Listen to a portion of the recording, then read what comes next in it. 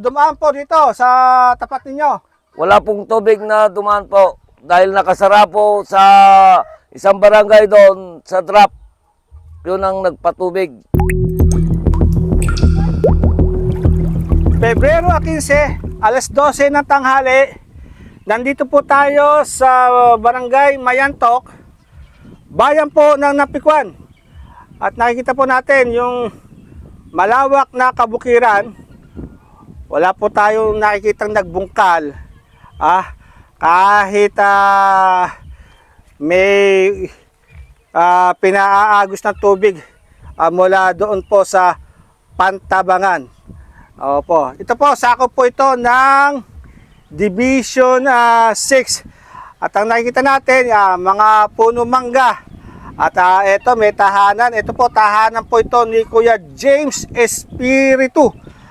At sa gilid po na kanyang tahanan, yung kanyang mga alagang kambing at yung pong pagkain po ng kambing. Okay, at ito po si Kuya James. Nakikita po ninyo yung kanilang tahanan. Ang tapat po ng tahanan nila ay ito pong irrigation canal. Ayan, tatanong po natin kay Kuya James kung kailan po umagos ang patubig rito. Magandang tanghali, Kuya James. Magandang tanghali rin po, sir. Opo, kailan ba umagos ang tubig dito? Pagkalam namin po ay noong 8 pa, February 8. Opo, so dumaan po dito sa tapat ninyo. Wala pong tubig na dumaan po dahil nakasara po sa isang barangay doon sa drop. Yun ang nagpatubig. Yung may drop doon. Opo. Sementado yung paligi. Opo, simentadong paligi, doon ho huminto yung tubig.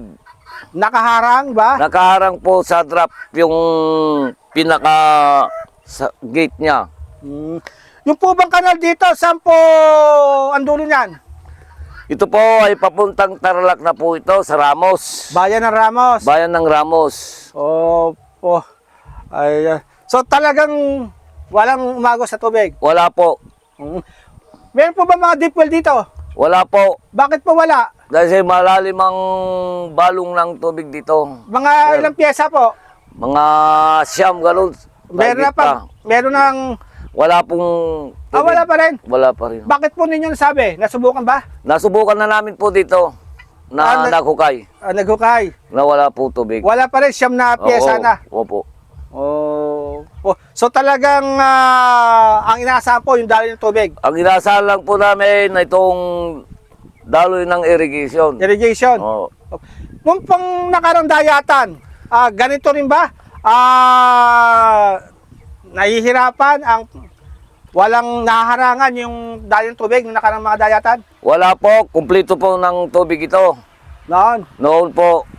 Wala pong hinaharang. Ngayon lang po ang nangyari ito. Yung pong sementadong paligi. Yung pong simentadong paligid doon pinapadala ng tubig. Opo. Nang may-ari dyan ni taga-recuerdo. Opo. Wala pong harang nung nakaranda yata dahil maganda po ang daloy ng tubig. Ngayon lamang po. Ngayon lang po. At ang nakikita nyo naman nila yung mga tanim po sa likod. Ayan po. Pagkain po ng mga kambing, yan lang ang nabubuhay dito sa amin na hindi kailangan ng tubig. Ayan, hindi po kailangan ng tubig. Ayan. Maraming salamat, Kuya. Maraming din salamat po, sir.